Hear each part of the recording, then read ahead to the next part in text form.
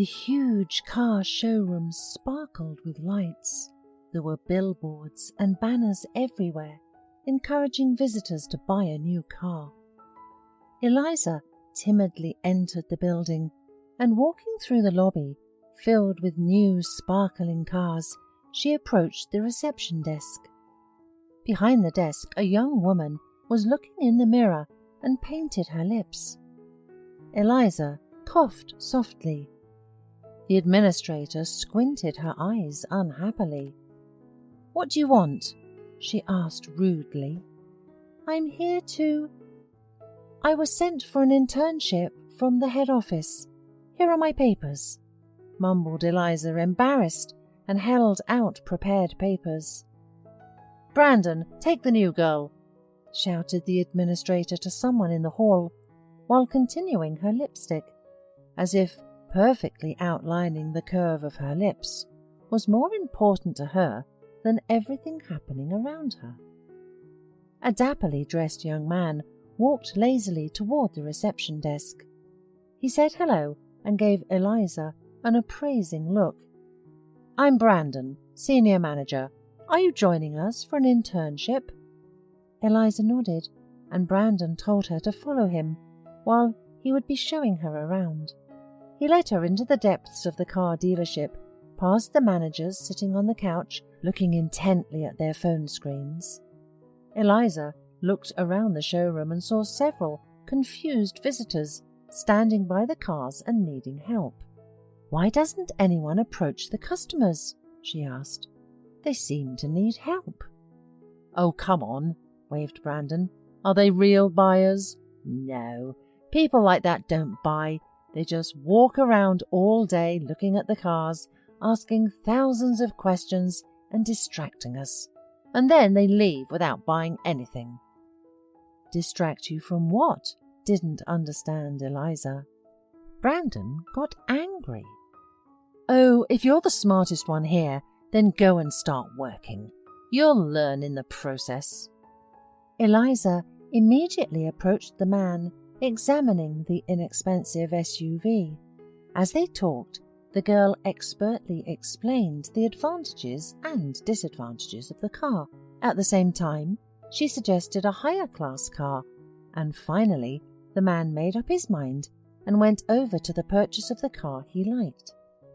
The managers watched the intern's first sale with amazement. "You've got it!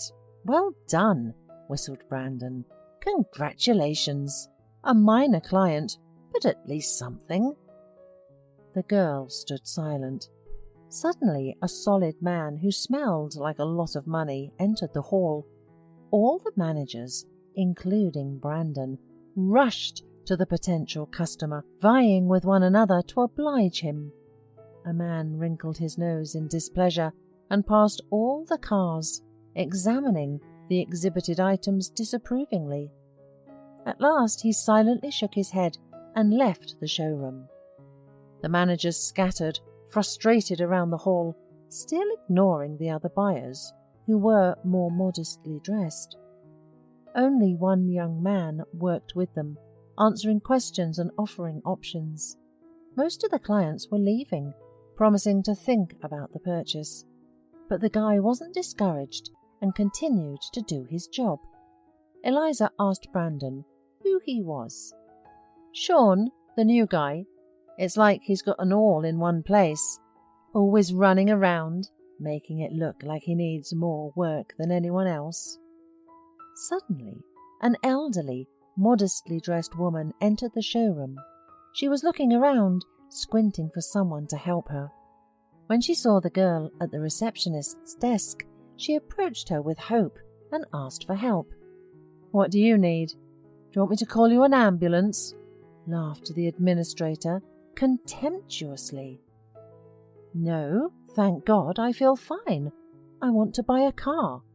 The surprised girl shouted to the managers, "Guys, we have a new customer here." They laughed in turn and started making jokes towards the bewildered elderly woman. Shawn, who heard these obscene jokes, became angry. "Aren't you ashamed of yourselves? She is an aged person. At least have some respect for her grey hair. Don't you have grandmothers yourself?" "How kind and noble you are," said Brandon with a sneer. "She reeks of a village and a small pension. If you need it, then go yourself. It's a waste of time." Shawn only shook his head reproachfully and hurried to the elderly woman who, without getting any help, had already managed to get out of the car dealership. She tiredly sat down on a bench nearby, where Shawn and Eliza finally approached her. "Are you feeling unwell?" inquired Shawn sympathetically. "Oh dear, I am so old that I rarely feel well now, so please don't worry," smiled the elderly woman. "And why did you come to us?" inquired Eliza.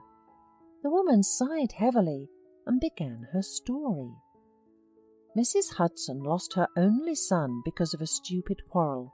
He had gone to work in the north, and from his rare phone calls, she knew that her son lived with a woman and had a son. Relationships warmed a little over time, and the son even promised to bring his family over soon and introduce them to his mother. But it wasn't meant to be.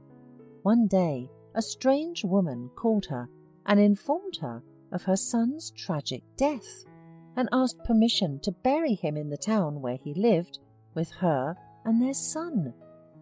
Out of grief, Mrs. Hudson had a heart attack, and she spent more than a month in the hospital and didn't get to the funeral. It had been 15 years since then. The elderly lady had never seen her grandson. Her health condition didn't allow her to travel or fly such great distances, but she stubbornly saved a certain amount from every pension. Mrs. Hudson had a cherished dream. She knew that when her grandson would grow up, he would want to come and meet his grandmother. That's when she would give him an expensive gift. Long ago she had already decided to buy a car for him before his visiting. For 15 years of frugality and a modest life, she had accumulated quite an impressive sum. And yesterday her grandson, who had turned 18, called and warned her that he would come. "So I thought I'd come over and pick out a car for him, but unfortunately I don't know anything about it at all," finished the elderly woman sadly.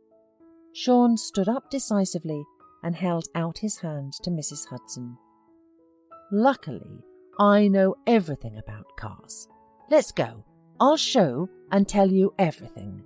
Together, we'll choose something worthwhile for your grandson." Eliza watched with a smile as Shawn, carefully supporting the elderly woman by the elbow, led her to the rows of shiny cars, along the way telling her about them as simply as possible. The other managers began to make silly jokes with all their might. Eliza heard all this, but didn't answer, and only watched Shawn's work from a distance. At last, Mrs. Hudson, on the advice of the young man, chose a rather expensive sports car and went to the administrator to formalize the purchase. "Listen, Paula," said Shawn to the girl. "Could we give Mrs. Hudson a discount? After all, she's a pensioner, and she pays in full, not in installments." "What do you mean, a discount?" grudgingly muttered the girl. "There's no such rule. She won't become our regular customer." The elderly woman confirmed frustratedly that of course not, because she had been saving up for this car for 15 years and was not going to buy one more. Then Eliza offered to call the owner and ask her if she would accept it. "Are you out of your mind? I'm not going to alarm serious people on such a worthless issue, because I still need my job. If you need it, you can call," said Paula grudgingly. Then Eliza turned to Shawn. "Shawn, I hope you're not afraid. Call and ask." Shawn nodded and took the phone number of the owner of the car dealership from the administrator. When Eliza's phone rang, no one paid any attention. "Hello," said Shawn, greeting. "Miss Cullen? This is the manager, Shawn, from the car dealership. There's such a problem." "Yes, Shawn, I know what your problem is." All the managers looked dumbfounded at the intern, who answered Shawn on the phone. "Paula, immediately arrange a 15% discount for Mrs. Hudson, and from tomorrow, you're fired." Then she turned to the shocked managers, led by Brandon.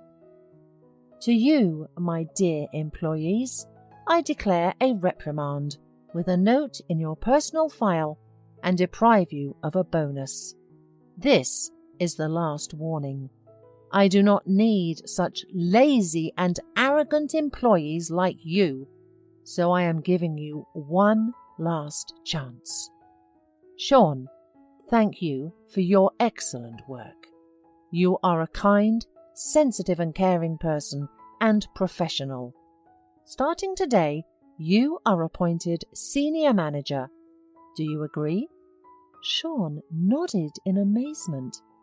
Mrs. Hudson thanked Eliza with a smile and congratulated Shawn. A year had passed since that memorable day. Eliza visited her salon frequently, no longer hiding. Shawn organized the work of the managers perfectly, and the car dealership began to bring in more profit. Together with Eliza, he often stayed in private, discussing all the new suggestions for improving the quality of the car sales. Very soon, Shawn felt that he no longer had enough working meetings with Eliza. He was blushing and embarrassing himself in front of her, and then scolded himself with the last words, "I'm a mumbler. Why is it so hard to confess my love?" And then he always answered himself, "It's useless. I'm just a manager in her business. I'm no match for her. It's better not to shame." One day, Eliza invited Shawn to meet at a restaurant to discuss business.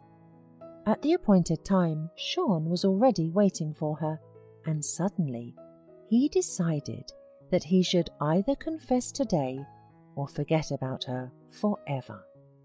Eliza looked as simple and elegant as ever, and that only emphasized her beauty. "Shawn, I am very pleased with your work and have decided to appoint you as the director of the car dealership. Do you accept my offer?" Eliza expected joy, a satisfied look, whatever else, but what followed? "I am sorry, Eliza, I have to decline.